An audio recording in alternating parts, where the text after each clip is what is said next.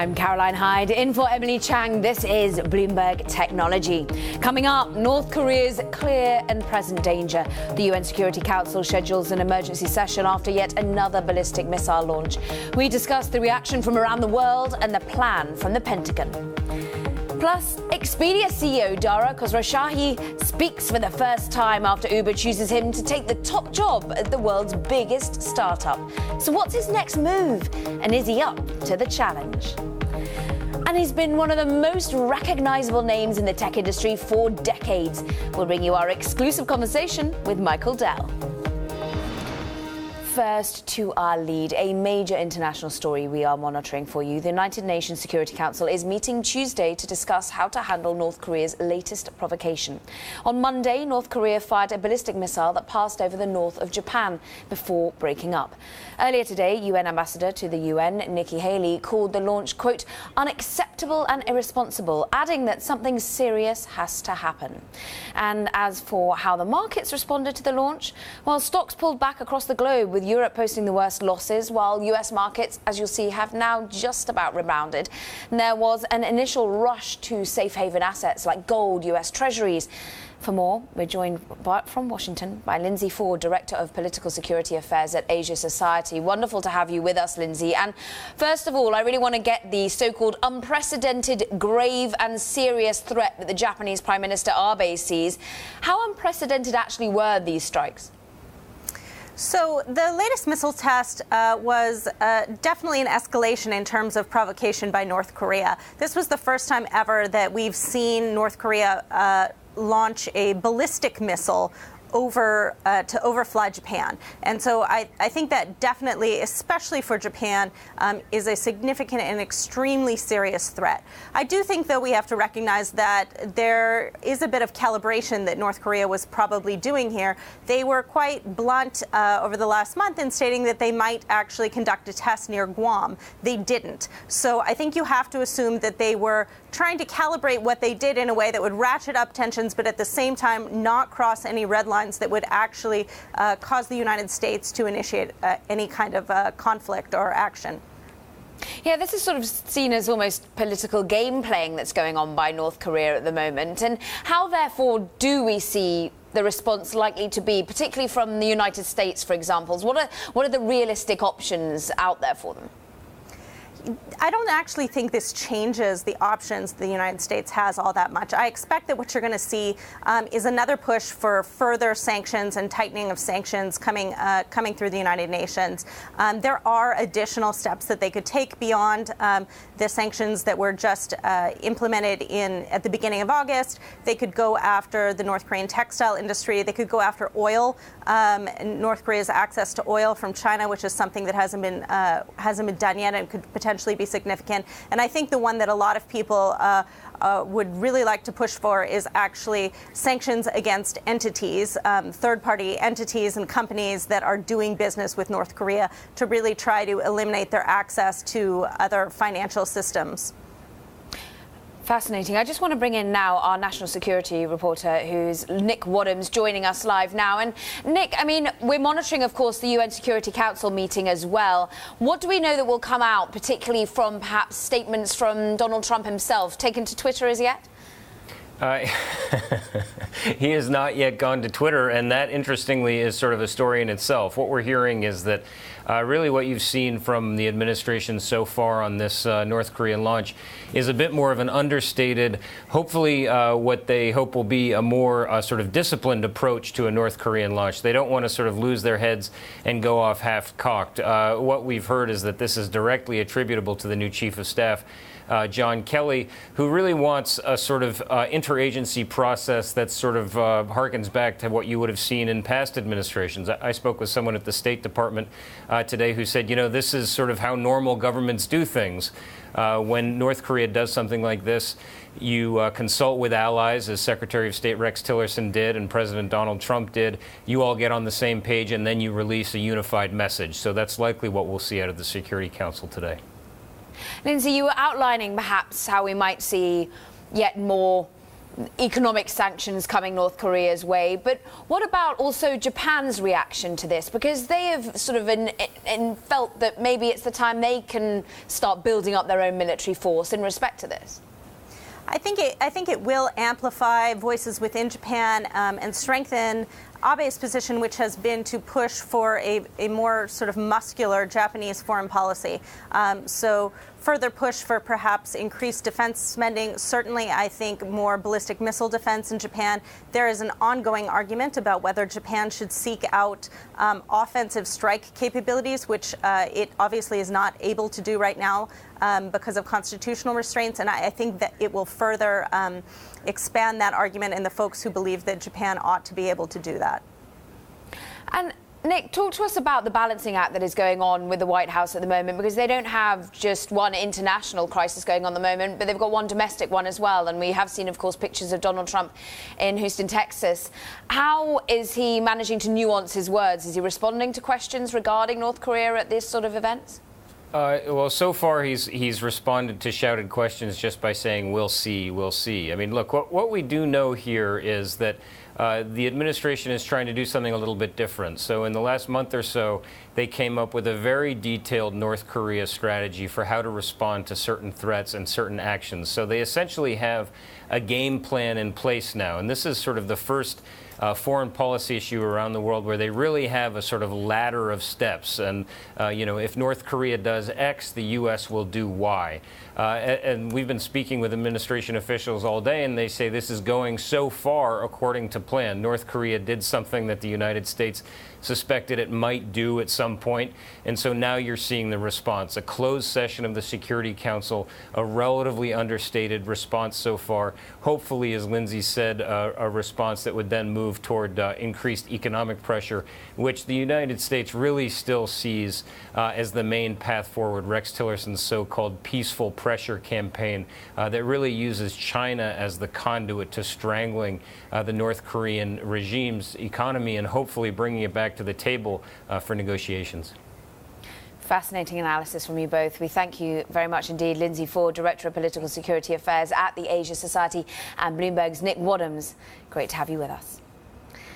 Now, as Tropical Storm Harvey continues to inundate the Texas Gulf Coast, Facebook is offering ways for users to contribute to relief efforts. Facebook announced Tuesday that it would match the Harvey disaster relief funds raised by its users up to $1 million.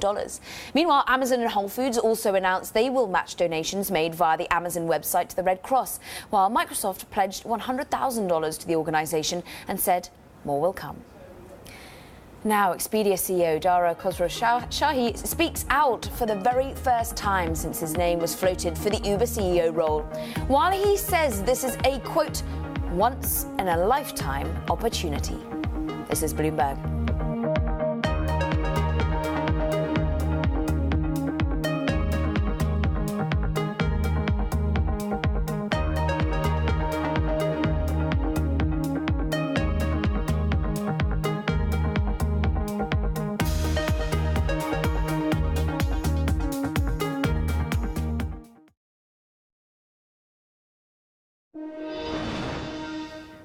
Now, a story we're watching for you. Google will comply with Europe's demands to change the way it runs its shopping search service, a rare instance of the internet giant bowing to regulatory pressure to avoid more fines. Now, the tech giant faced a deadline on Tuesday to disclose how they plan to stop discriminating against rival shopping search services. Google said it's sharing the plan with regulators but declined to comment further. If Google did not submit a plan to the EU by the deadline, it would have faced daily fines on top of its record $2.7 billion penalty issued earlier this year, if it didn't comply, that is, in a month's time. Now, to a developing story. The Justice Department has begun to review allegations that Uber may have violated the Foreign Corrupt Practices Act, which bans the use of bribes to foreign officials to get or keep business, citing people familiar with the matter. For more on this story, we're joined now by Bloomberg's Eric Newcomer, who covers all things Uber. A breaking story, Eric, and talk to us about it. I mean, is this one country? Is this many countries where potentially bribes were given? Yeah, there are lots of questions that we don't have answers to at the moment. I mean, it's never a dull day in the world of Uber. I mean, I think this is the second sort of Justice Department related inquiry. You know, we have the other around grayball the effort to hide Uber drivers from law enforcement officials. Here we don't know exactly the focus of the inquiry. We know that Uber is cooperating. We'll be getting more details as soon as I get off the TV. Working on it. Certainly. So Justice Department, of course, they're not giving any statements at the moment either, according to a spokeswoman. So we'll see how that unfolds. Fascinating story. And as you say, they've had many a challenge. And there was some silver lining amid the clouds that a new CEO had been announced. Well, hadn't been announced, but certainly was on the table. And we hear from the CEO of Expedia, who is likely to be coming to Uber as CEO, of course, Dara Khosrowshahi. And it looks like he's up for the challenge, but not unaware of some of the challenges that do indeed face him. Right. I mean, he's calling it the opportunity of a lifetime. At this point, Barry Diller at IAC acknowledged that Dara was probably going to accept the offer. You know, our sources have been saying that. I think Uber's just sort of dotting the I's, crossing the T's. And then to your point, yeah, he talked about diversity a little bit there. You know, Expedia seems to have done better than Uber, at least in terms of recruiting sort of female software engineers. Definitely something Uber needs to improve on. He sort of took a tone of, you know, I need to wait till I'm there and sort of take in the situation, but he talked about sort of broadly the problems in the industry in terms of diversity and inclusion. And certainly top priorities for him. I mean, the list feels almost endless, but notably he's got to get himself a CFO, a CMO. I mean, the top executives. Is that really where the focus will lie, first of all? Yeah, I mean, I think for a CEO, shoring up your executive team's got to be the top priority. I mean, he's a former chief financial officer himself, certainly is going to understand the importance of getting a high-profile person in that position, if not an interim. At first, the company's already said they want to hire an interim board chair, an independent board chair to sort of bring fresh perspective and independence to the board. So I think that's going to be very important, but obviously he's going to have to do that sort of in cooperation with the existing board. And then, like you said, just there's so many vacant positions. They definitely need more top engineering talent, top operations talent. You know, you can go on and on. So he's going to have to fill out the team, and that's going to be a top priority. And what about the ongoing saga that is the battle between Benchmark Capital and Travis, who was, of course, previously the chief executive? Because that sideline show doesn't seem to be going anywhere. Yeah, sideline. Yeah, it's a big, yeah, exactly. It's a huge fight going on sort of amidst all these other issues. I think there's another hearing tomorrow. There's this question of whether Travis will be able to bring this case into private arbitration, which would take it out of the headlines a little bit. Definitely his hope. But right now, you know, it's Benchmark, Uber's largest investor, against his former CEO with allegations of fraud, asking Travis to relinquish his 3 board seats, while, you know, the former CEO of the company wants to hold on and have sort of a big role on the board going forward. And that's an issue that didn't seem to get resolved as part of this CEO search process like many people had hoped it would. I mean, Eric, just to recap, if you think about it. So there's this ongoing feud going on in the public arena between the previous CEO and the top investor of Uber. You've got now to be unveiled breaking news that the Department of Justice is investigating, looking into Uber for potentially whether they violated bribery laws. You've got ongoing needs to hire executives.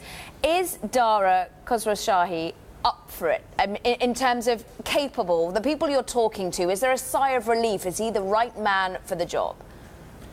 You know, he's not the titan of industry that Meg Whitman or Jeff Immelt would have been, but I think there is a lot of confidence. I mean, this is a guy who ran Expedia very capably for, I think, 12 years. You know, I talked to a former chairman of the Federal Communications Commissions. Like, he has deep connections sort of in government, outside of them, and has the expertise here to work with governments and try to bring Uber sort of back under control and in line with, you know, regulators and the law. So I think he definitely understands, he's got to understand that that's a major challenge that he's going to face as CEO, and clearly something that he has some capability to handle. An opportunity of a lifetime, as he calls it. As ever, it's never a dull moment, as you say, Never. And we'll have you on throughout. And we'll let you get back to that breaking news about the DOJ. Thank you very much indeed, Bloomberg Technologies' Eric Newcomer. Now coming up, Apple stock's monster growth this year has led to a massive payday for CEO Tim Cook. We'll break down how Cook's compensation stacks up to other tech leaders this year. And a feature I'd like to bring to your attention. It's, of course, our new interactive TV function. You can find it at TV Go on the Bloomberg. You can watch us live. If you miss an interview, you can go back to it. You can send our producers a message, play along with the charts we bring you on air. This is for Bloomberg subscribers only, though, I'm afraid. Check it out, TV Go. This is Bloomberg.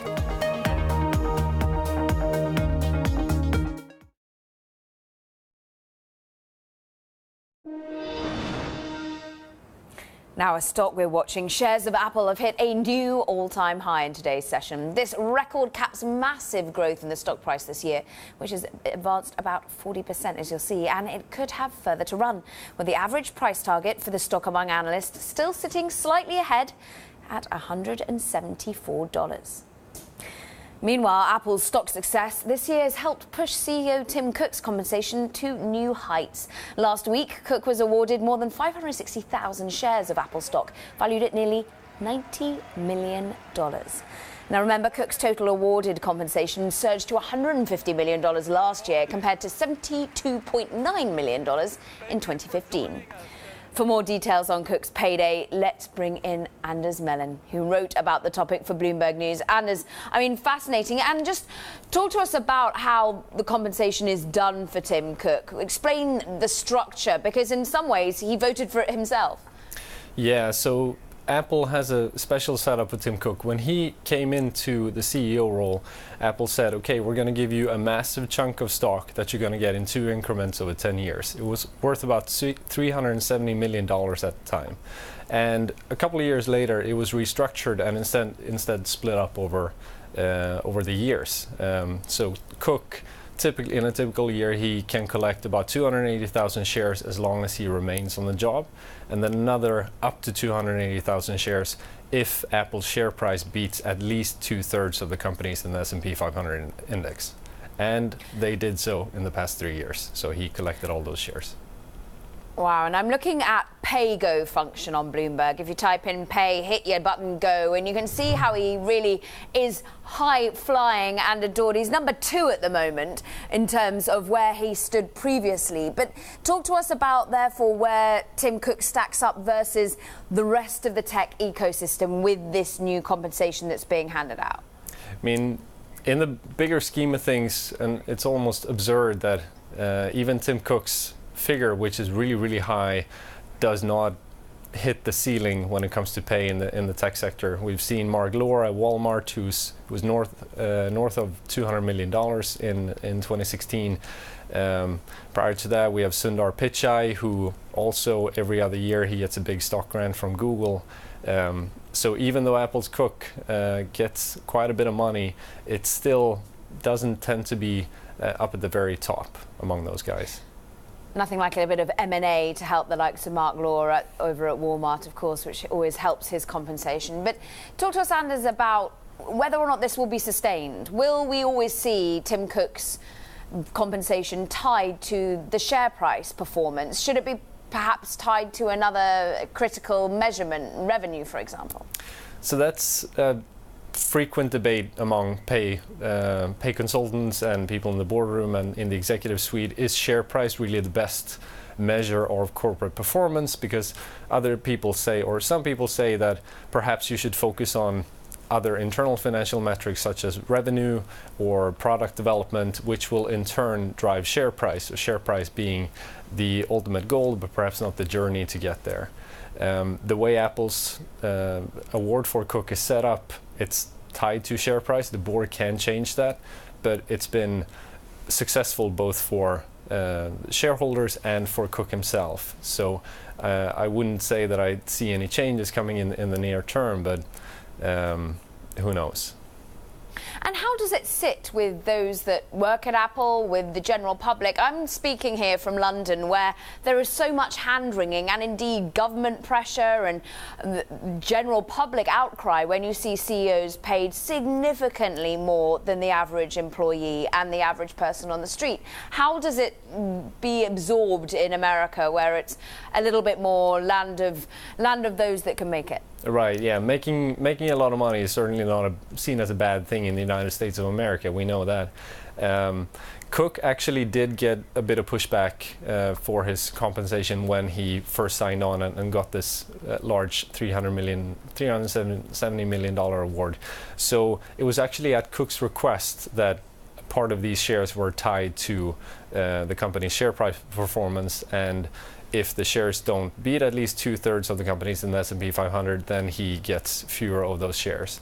So, and thus far, Apple shareholders, if you've been an Apple shareholder, you have been doing quite fine. And in the bigger scheme of things, there seems like people in the tech sector tends to get more of a carte blanche when it comes to pay, as opposed to other sectors such as banking.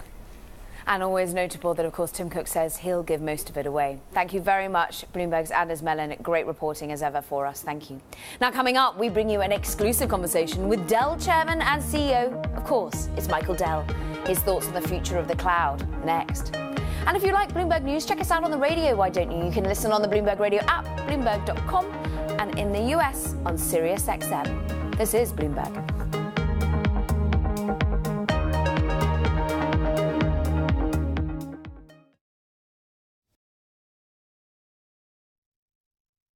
I'm Mark Crumpton in New York. You're watching Bloomberg Technology. Let's begin with a check of First Word News. President Trump is in Texas to witness the devastation from Harvey.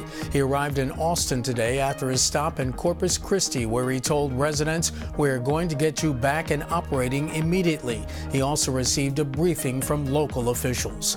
U.S. Ambassador to the UN Nikki Haley says it's time to take serious action on North Korea. No country should have missiles flying over them like those 130 million people in Japan. It's unacceptable. They have violated every single UN Security Council resolution that we've had. And so I think something serious has to happen. Yesterday, Pyongyang fired a ballistic missile designed to carry a nuclear payload that flew over Japan.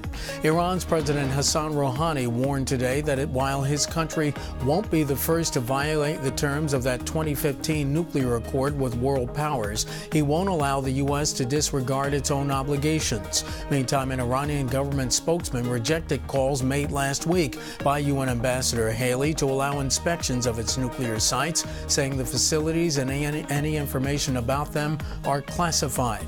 Russia is dismissing concerns about its planned military drills simulating a potential response to foreign-backed extremists. The planned war games by Russia and Belarus are scheduled to start on September 14th. Some alliance members have criticized Moscow for a lack of transparency. Others worry its forces may remain in Belarus. Global news 24 hours a day, powered by more than 2,700 journalists and analysts in over 120 countries. I'm Mark Crumpton. This is Bloomberg. It's just after 5:30 p.m. here in New York, 7:30 Wednesday morning in Sydney. My colleague Paul Allen has a look at the markets. Paul, good morning. Good morning, Mark. Well, we're seeing some strength in futures on the ASX, high by about 0.5% right now. As we wait on the last few earnings to come through, Boral, the construction company, and the gold nickel miner Independence Group will be reporting before the open here in Australia. Nikkei futures also looking stronger as markets in Japan wait on retail sales numbers for July. Expected to see an increase of 1/3 there. And China airline stocks are going to be worth watching, with China Eastern reporting a first half profit up 34% after the close on Tuesday, and China Southern profit down 11%. China Eastern's been pulling back on its South Korean services and boosting flights to Japan and domestic flights as well. Later on today, Air China and the big banks out of China as well. China Construction, ICBC and Bank of China all reporting. I'm Paul Allen in Sydney. More from Bloomberg Technology next.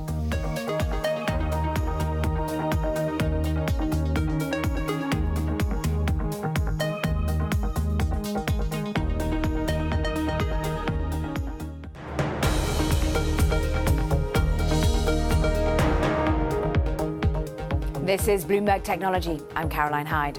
Now, VMworld has kicked off in Las Vegas. The annual event is one of the tech industry's top cloud infrastructure and digital workspace events.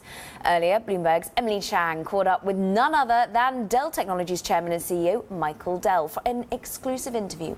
With so many announcements at the event, Emily started by asking, well, what he was most excited about. Take a listen. What we're seeing is the emergence of this sort of multi-cloud world. And customers are figuring out that cloud is really not a place, it's a way of doing IT. And they're modernizing, automating their existing on-premise infrastructure, and they're also leveraging the public cloud and managed services and software as a service. And VMware is incredibly well positioned with all the innovation that it's creating to enable that new connected future and do it in a secure manner. So when you say multi-cloud, you mean public and private? You Absolutely. think hybrid cloud is the way of the future? I think customers are adopting IT in a hybrid fashion. And all the customers we talk to are already using many different modes of IT. And when you imagine forward to the future of an enormous number of connected devices, as the cost of sensors comes down, you're actually going to have a distributed computing world that is far more vast than what we have today. So talk to me about some of the partnerships. VMware partnered with Amazon a year ago. They made it official. VMware also partnering with Google. What is the impetus to partner with what could be considered your enemies? Well, the partnership with AWS is about bringing together the #1 private cloud with the #1 public cloud. And that gives customers great flexibility to be able to leverage their VMware software and capability on a public cloud environment. And that's great. Okay?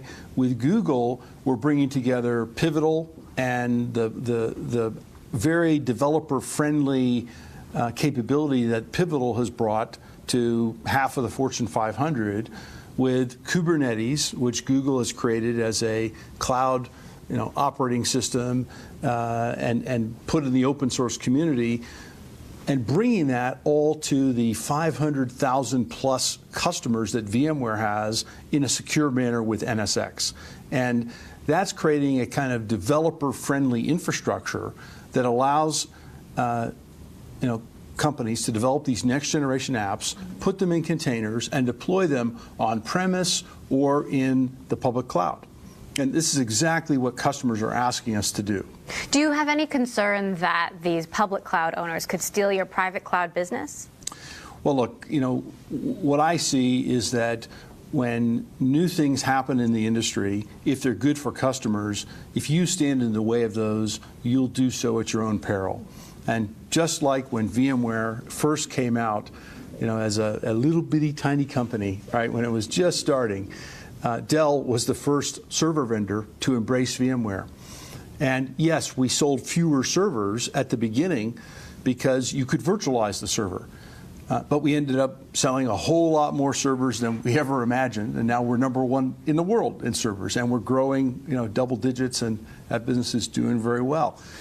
So here again, I think when customers want different modes of IT, when they want the public cloud in addition to the private cloud, it's important for us to listen and to bring those capabilities to our customers. So when it comes to the Amazon deal or the Google deal, how can Dell in particular more broadly use that deal?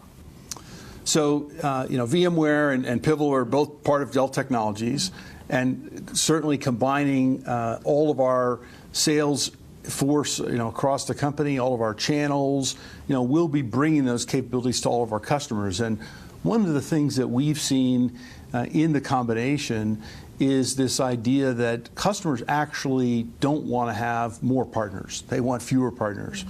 And by bringing #1 in everything all in one place to our customers, we've seen really a fabulous response. Revenue synergies greater than we thought, coming faster than we thought. And it's because we've brought this broad set of capabilities. So, as I've said, Dell EMC, VMware, go together like peanut butter and chocolate. That was Bloomberg's Emily Chang, of course, speaking exclusively with Dell Technologies Chairman and CEO Michael Dell. Meanwhile, Showtime is being sued for problems with its live stream during the blockbuster boxing match between Floyd Mayweather and Conor McGregor. Now, the lawsuit claims the fight, which was provided through Showtime's pay-per-view app, did not provide clear access to view the fight despite paying the full advertised fee. The suit is seeking either $200 in statutory damages or recovery of actual damages. And the bout was the first major boxing match available to order on pay-per-view online without requiring a pay TV subscription. Showtime announced it will issue a $100 refund for customers who purchase the pay-per-view access. Now coming up, it's turning into one of the most hotly contested investing debates this year.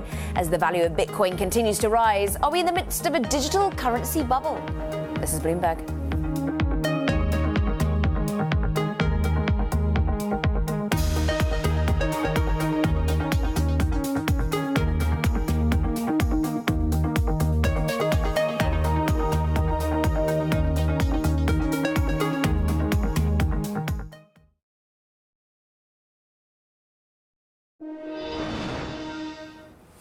So it's another day and it's another new record for Bitcoin. The cryptocurrency is now trading above $4,500 for the first time.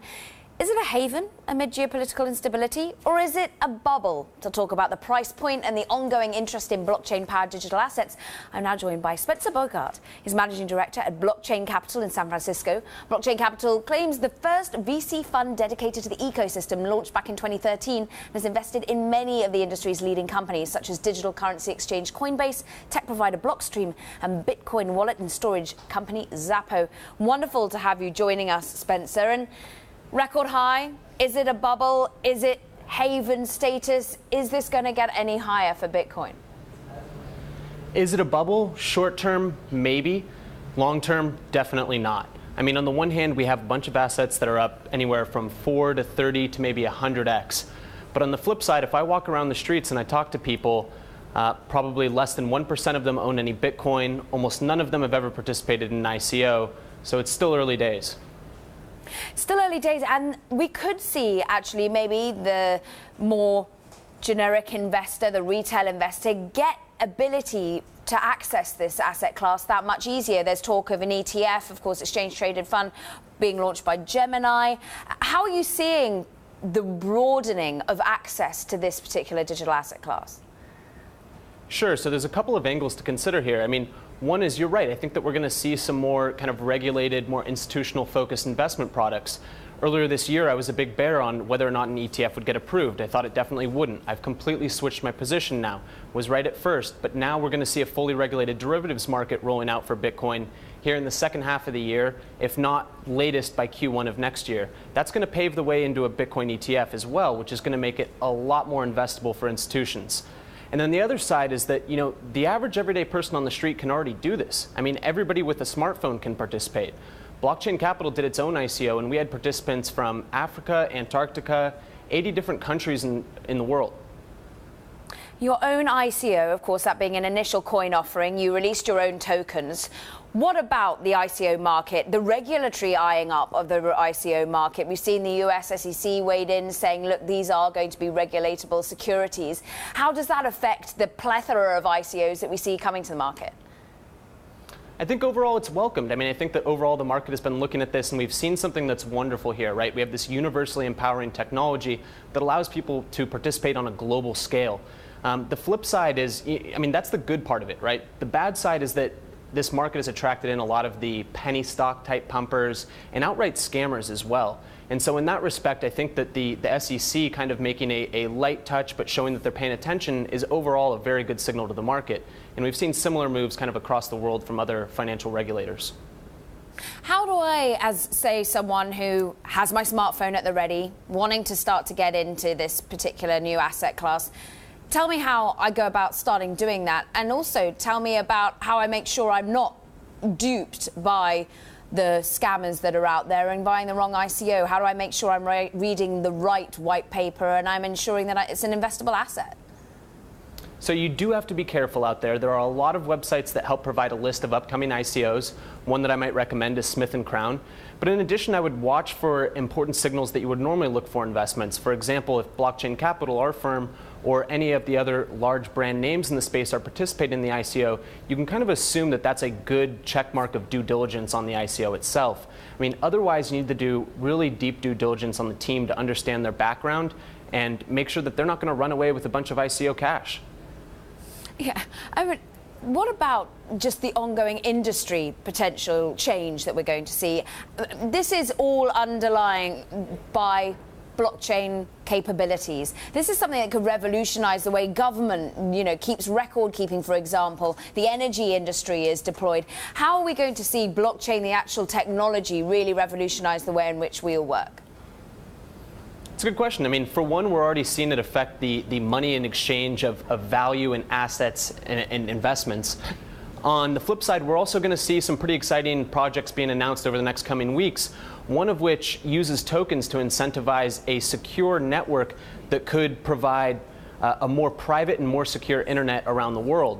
I mean, we're talking about a type of network that might be able to bring Wikipedia to China en masse, right? So a truly global and censorship-free kind of resistant internet. I'm also, though, seeing the Whopper coin. I don't know if you saw it on Twitter yesterday, today. Apparently, the Russian Burger King is launching its own token. I mean, what are the more ridiculous natures in which we're starting to see ICOs be deployed, and how ridiculous could it get? How ridiculous it could get is anybody's guess. But you're right. I mean, naturally, when we see assets going up, 100x off of an ICO, it's attracting in a lot of different people that are trying to kind of claim on this. And I think the Whopper coin announcement from Burger King Russia was one of these instances. It's not really getting much circulation within the actual industry, but I know it's been a big headline-grabbing thing outside of it. So again, due diligence is pretty important here in this space. And Spencer, I mean, you work at Blockchain Capital, which had the first ever venture capital fund really in 2013. It was 2013 that we saw the original Bitcoin slump and concerns. When do you see this go really mainstream? When will I be able to discuss this with my parents? It's already happening in a large respect. So, I mean, even a year ago, even as somebody that's been a super bull for a long time, I didn't imagine how quickly the sentiment could change. So, a year ago, it was still pretty much people were almost entirely skeptical, but just trying to answer a couple questions. Now people are saying, okay, I definitely get that there's something here, and I just don't quite fully understand it, but I'm 90% of the way there. So, when I have conversations around, everybody wants to ask about it, uncles, aunts, nephews. So, I think that's over the next 12 months, especially as we start to see kind of mainstream investment products like an ETF, and as banks start to offer more cryptocurrency services as well. I'll get in on the act as well. Spencer Bogart, it's been great having your analysis and your experience on the show. Managing Director of Blockchain Capital. Great to have you with us. Now, coming up, a new shared workplace startup has big plans to take on the likes of WeWork and Regus. How Knotel aims to do it. That's next. And a quick programming note, this Wednesday, David Weston will interview one of the most famous investors on the planet, Warren Buffett, Berkshire Hathaway chairman and CEO. You can catch that conversation at 11 a.m. Eastern Time. This is Bloomberg.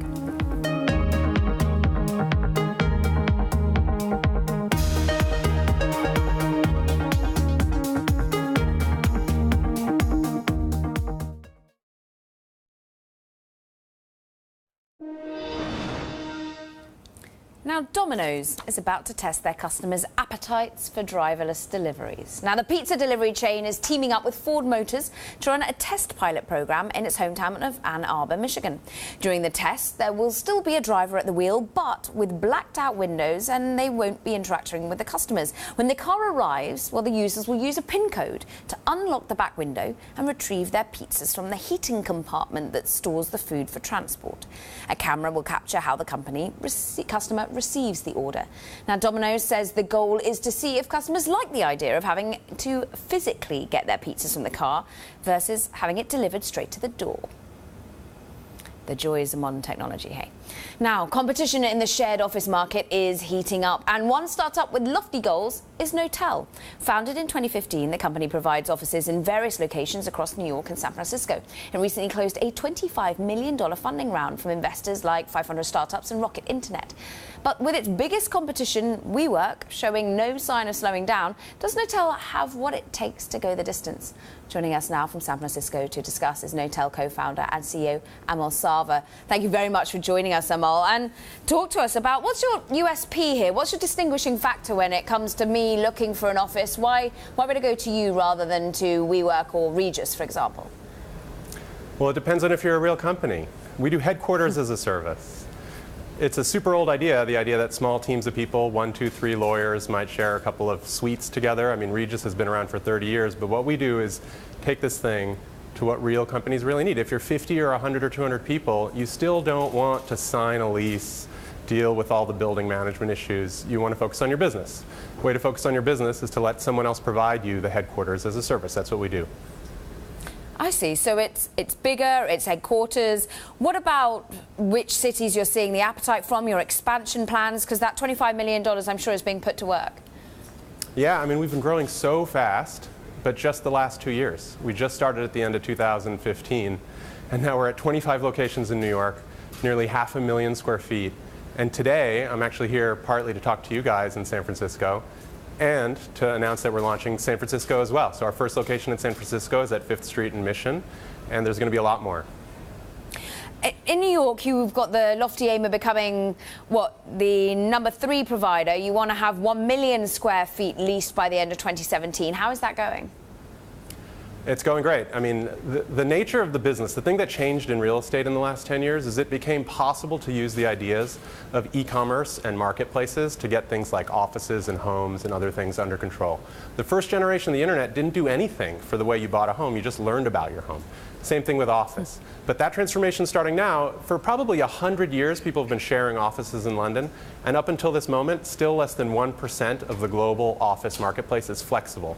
But flexibility is the thing that everybody wants. The lease is the taxi medallion of the real estate category. There will not be leases in the years to come. And now as that 1% goes to 10 or 20 or 30% of the total global market, it's not going to be little co-working or professional suites type users. It's going to be real companies. Those are the ones we serve. Interesting you mentioned London there. In London, in fact, I think it's just been announced that the number 1 demand for office space at the moment isn't coming from the banking sector, isn't coming from the tech sector, but it is coming from this flexible office provider, from co-working providers. Are you going international? Are you going to come here to London? We'll be there very soon, and we'll be in person together on stage. But absolutely, there are a bunch of cities in the world that are super cities. And each one of these super cities is worth tens and tens of billions of dollars in revenue per year. We started in New York. We doubled and doubled and doubled, and it kept on growing. And after a while, we thought we could probably 100 times the business just in New York and not even scratch the surface. Honestly, the markets are that big. But we're moving San Francisco, London, many other cities in the months to come because the market is so vast and so ready for change. There's actually nobody even close. The biggest players, the oldest players like Servcorp from Australia or Regis in London, and even WeWork, which is actually 90% smaller than those guys are big. Everybody else is so far behind. I think we're the next one. So do you not actually serve smaller clients at all? Do you have to be of a certain size to be able to access your offering? We serve bigger companies. We customize headquarters for them. So if you're a 50-person team, you take a floor of a building on 17th Street in Manhattan. We make the whole thing sing and dance beautifully. So it's your culture, your brand, the kind of position that you want to present to your investors, your staff, everybody who's coming in to see you. But when a smaller company comes to me and says, hey, Amal, I'm starting my business and we're growing a lot and I'd like to find a place. Should I go to some co-working place? I say, no. You're going to be 50 or 100 people before I know it. Just come and work here for free. Anybody who contacts me, we put them in, we find a nice place to take care of them, and before we know it, they're running multiple floors of buildings in different parts of Manhattan and now in San Francisco as well. Need more money? The vastness of our ambitions, we have just begun. We are building a vast global enterprise. The category of real estate is so colossally huge. When I hear any comparison made between no-tell and something else that exists, the thing I point out is that 99% of the market is not flexible. It's old-fashioned leases. And it's a huge list, a massively fragmented list of owners. Even the biggest owner you've ever heard of is tiny. And so there will be hundreds of millions of square feet that are no-tell in the years to come. And so we are going to put capital to work. Interesting stuff. Notel co-founder and CEO Amal Sava, great to have you with us, and good luck with San Francisco's expansion. Now, that does it for this edition of Bloomberg Technology. On Wednesday's show, we'll bring you our exclusive conversation with Pat Gelsinger, CEO of VMware. And a reminder that we are live streaming on Twitter. Check us out, why don't you, at Bloomberg Tech TV, weekdays 5 p.m. New York, 2 p.m. San Francisco, and of course 10 p.m. right here in London. That's all for now. This is Bloomberg.